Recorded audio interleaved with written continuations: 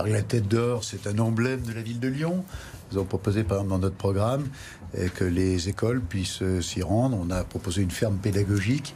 Et alors, la question que j'imagine vous poser, c'est sur le zoo. Est-ce qu'il faut le garder ou pas? Moi, je pense que c'est aussi une histoire lyonnaise, mais que l'avenir, il est plutôt au numérique, pour présenter les animaux dans le milieu sauvage. Ah, donc vous fermerez le zoo? Non, vous le maintenez, mais je crois que les animaux, quand ils disparaissent, eh ben, il faut peut-être avoir un autre projet pour présenter la faune sauvage. On le maintient? Présenter la faune. Pour l'instant, vous le maintenez. Qu'est-ce que vous allez faire des éléphants? Vous en prenez un chez vous, par exemple? Il n'y en a plus. Donc pour l'instant, il n'y a plus d'éléphants. Il n'y a plus d'éléphants. Voilà. Donc pour l'instant, on le maintient. Grégory Doucet, on le ferme, ce zoo du parc de la Tête d'Or? On le transforme, on l'enrichit. Aujourd'hui, vous avez un certain nombre d'animaux qui s'y trouvent, qui ne disposent pas de conditions de captivité, qui sont adaptés à leurs besoins physiologiques. Je pense en particulier à la panthère de l'amour. C'est un magnifique animal, mais à l'état naturel, il se déplace sur des dizaines, voire des centaines d'hectares. Et là, on lui propose quelques dizaines de mètres carrés. Les amoureux des animaux et même les soigneurs du parc de la Tête d'Or le savent.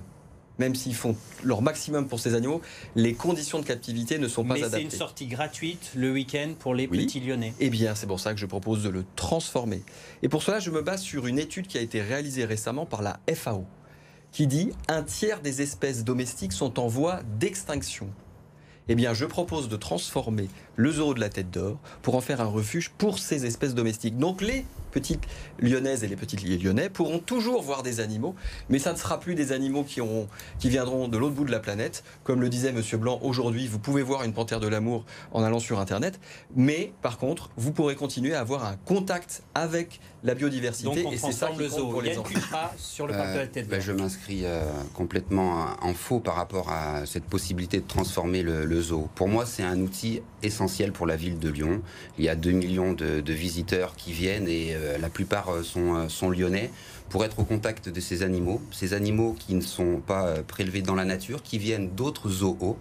Sur les 400 animaux, il y a 67 espèces. La moitié sont des espèces qui sont sur la liste rouge des espèces menacées. Il faut au contraire les garder, essayer de faire en sorte qu'on puisse protéger ces espèces-là et créer un vrai contact avec les animaux. Donc, et on les protégera d'autant mieux qu'on leur offre des conditions de captivité adaptées à leur physiologie. Patrimoine, et je le revendique fort.